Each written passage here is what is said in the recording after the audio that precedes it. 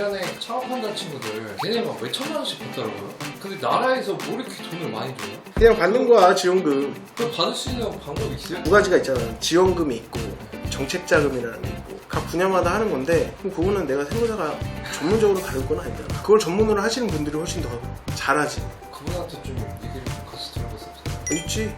오 진짜요? 전화할까? 아 네. 그 정도는 할 수 있지. 안녕하세요 세무사님. 옆에 계신데? 대표님한테 오늘 정책자금 전반적인 거에서 여쭤볼 텐데 2025년에 정책자금은 어떤 방향으로 흘러갈 거다 라는 예상을 하신다고 하면 어떤 게 있을까요? 정부 쪽에서는 중소벤처기업의 경쟁력을 강화하고 그 다음에 미래 성장 동력을 창출하겠다는 목적으로 하고는 있는데 문제는 또 이런 기업들이 많잖아요. 그러다 보니까 우선 지원할 수 있는 기업들에 대해서 일단 몇 가지를 추렸어요. 첫 번째로 보면 고용 창출을 하는 기업, 성과 창출이 있는 기업, 4차 산업 관련 기업으로서 혁신성장 분야에 해당하겠죠. 현재 우리 정부에서 밀고 있는 반도체나 AI, 멀티버스나 이제 비대면 산업 이런 쪽으로는 이제 많이 지원을 해주겠다는 거고, 요즘에는 기업들이 또 기술 개발을 많이 하고 있잖아요. 기술 개발을 하고 있거나 개발 기술이 성공을 해서 양산하고 있는 기업들한테 지원을 많이 해주겠다. 특히 우리나라가 또 수출로 먹고 사는 나라잖아요. 수출을 하는 기업들 이런 위주로 해서 이제 정책 자금을 많이 지원해주겠다는 방향으로 바뀌고 있습니다. 거의 뭐 세법하고 비슷하네요. 그래요. 세법에서 세제 혜택을 주는 것도 고용, 성과, 그다음에 뭐 수출 이건데 거의 일맥상통하네요. 창업기업이 쉽게 이렇게 접근할 수 있는 정책자금 종류가 대표적으로 어떤 게 있을까요? 창업 기업의 종류에 따라서 네. 소상공인 시장진흥공단에서 하는 소상공인 위주의 자금이 있고, 두 번째는 이제 중소기업 위주로 하는 중소벤처기업진흥공단, 흔히들 말하는 중진공이라고 네. 하죠. 저희가 흔히 말하는 소진공, 중진공 이렇게 얘기를 네. 했는데 어떻게 찾아봐야 되는지 좀 간략하게 설명 좀 부탁드릴게요. 중소벤처기업부나 창업진흥원에서 운영하는 창업지원 포탈이 있습니다. 혹시 세무사님 들어봤을 수 있지만 K-스타트업이라고 지원하는 창업 지원 프로그램이 있는데, 여기는 대출 부분도 있지만 자금 지원 부분도 있어요. 뭐 아까 말씀드렸던 중진공에서 지원하는 청년 전용 창업 자금이 있어요. 네. 네, 청년들 쪽에 이제 지원해 주는데, 요거는 상당히 금리가 싸거든요. 작년 같은 기준으로 2% 보전금리로. 그 다음에 기술보증기금이라고 들어보셨죠? 네. 예, 기술력을 보유하고 있는 창업기업이 대상이고요. 여기도 물론 청년 창업을 기대해주고 있습니다. 그 다음에 이제 신용보증기금 같은 경우에는 모든 업종을 대상으로 다 해주잖아요. 근데 네. 모든 업종이라고 하기에는 뭐 예를 들어 사치향락 업종 빼고는 다 지원해준다고 보면 되고. 또 궁금한 게 저희가 이제 창업 위주로 얘기를 했잖아요. 예, 지금 좀 전에 2%라고 하셨는데 예.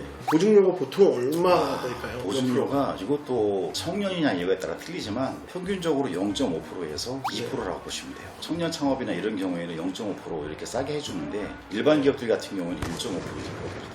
정책자금 알아볼 때는 일반 이자율뿐만 아니라 보증서 대출은 그렇죠. 보증료까지 한번 비교를 해봐야 되겠네요. 예, 비교해봐야죠. 그러면은 이제 말씀 중에 이제 창업기업 말고 일반 기업 말씀을 해주셨는데 예.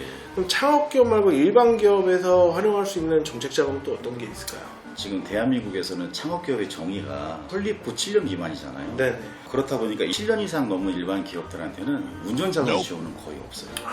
예, 이게 이제 정책자금 중진공이나 소진공도 마찬가지지만 네. 신고나 기부 같은 경우에서도 안 해주진 않지. 해주긴 해주지만 지원을 잘 안 해준다. 그럼 오래된 기업들은 어떤 거를 지원을 해주냐면 시설 투자를 하는 부분들 있죠. 기계를 사거나 아니면은 뭐 공장을 구입하거나. 네. 이런 부분들에서는 지원을 좀 해주는 편이죠. 그래도 운전자금은 필요하니까 그럴 때는 이제 7년이 넘은 업체들 같은 경우에는 신고나 기부나 아니면 공단 자금, 그다음 지자체 자금 이런 거 사용하셔야 돼요. 그러면 창업기업이든 일반 기업이든 예.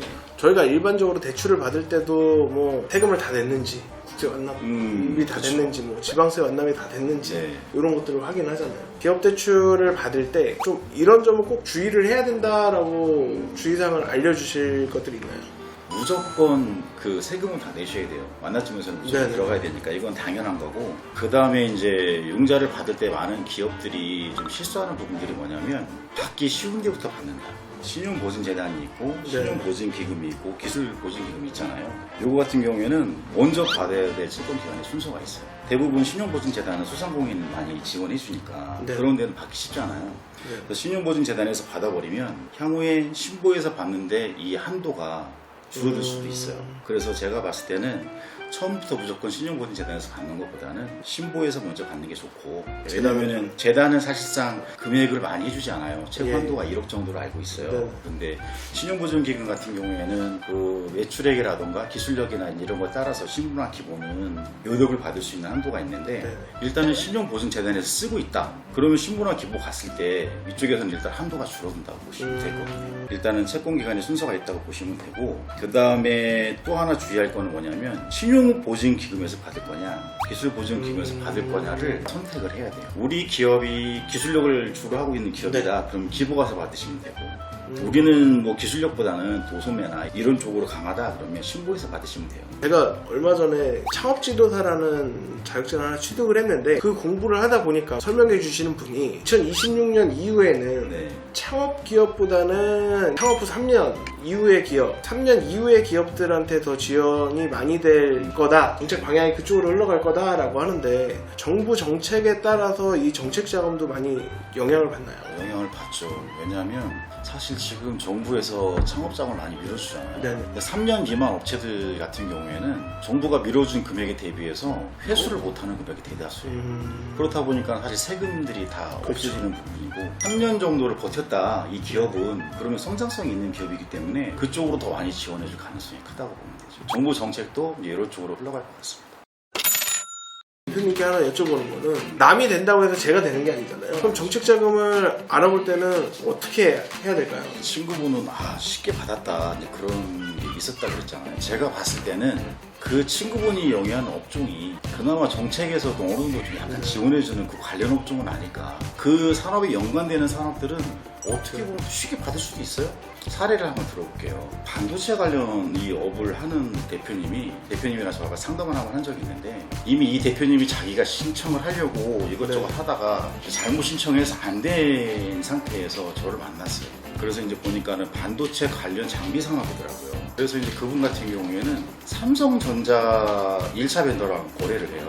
이제 그래서 이 업체를 만나가지고 제가 봤더니 연구소도 있었고 매출도 괜찮고, 이 정도면 어느 정도 생산 가능성이 있겠다 해서 제가 넣었어요. 그런데 떨어졌어요. 중진공에서. 떨어진 이유가 뭐냐면 삼성전자가 수원에 있고 삼성전자 벤더 업체들이 다 수원에 있잖아요. 그러다 보니까 이 업체랑 같은 비등한 업체들이 엄청 많은 거예요. 같은 지역에? 네. 그럼 그 지역에서 쓸 수 있는 거기서 이제 막 정책이랑 순위 싸움을 하는 거지. 한계가 있는데 거기서 밀린 거네요. 그렇죠. 그래서 이 기업을 오산으로 법인을 이전을 해서 그쪽에서 신청해갖고 자금을 받았어요. 세무뿐만 아니라 이런 정책 자금에 대해서도 전문가의 상담이 꼭 필요하겠네요. 그래서 저는 내가 자금을 받고 싶다 하면 적어도 몇 개월 전에는 상담을 했으면 신청했으면 좋겠어요. 지금 여기서도 이제 장우석 대표님이 말씀해 주셨는데, 저희 PD님 여기 통화네요.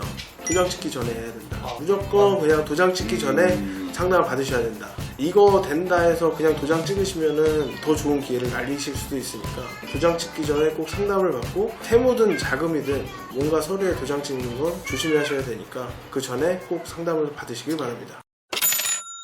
정책 방향에 대한 것도 알아보고 창업자금, 뭐 일반 기업에 대한 것도 알아봤는데, 해당하지 않는 분야의 사장님들은 이런 정책 자금을 받을 수 없는 건가요? 아니죠. 그분들도 받을 수는 있어요. 정부 정책에서 요구하고 있는 거는 혁신 성장 분야의 산업이냐 이런 부분에 해당하는 기업들한테 먼저 우선적으로 지원해 주는 건 맞아요. 이제 그런데 사실상 여기에 해당하지 않는 업종들이 상당히 많이 있잖아요. 그런 부분들은 중점 지원 분야가 아니기 때문에 이분들은 별도로 준비를 해야 될 게 뭐냐면 정책 우선도 평가라는 걸 해요.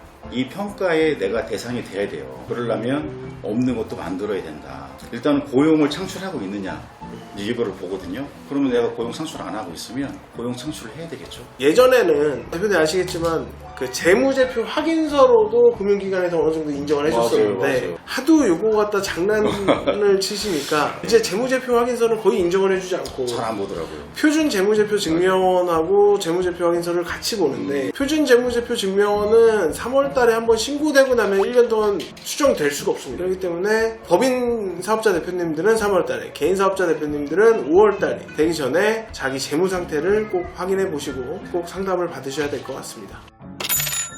사례를 한번 들어볼게요. 드론 관련 업종이었어요. 이 대표님을 만났는데 대표님이 신용 등급이 너무 낮았어요. 아마 창립한 지는 한 2년 반 정도 됐었던 것 같고, 근데 드론을 만들다 보니까 네. 지금 신성장 유형에 네. 들어가잖아요. 그래서 이제 기부에 들어가서 이제 집어넣기로 했고, 이 대표님이 신용 상태가 너무 안 좋다고 그랬잖아요. 네. 그러니까 캐피탈을 받았고 회금 서비스 받았고, 그래서 대표님한테 이거 지워라. 네.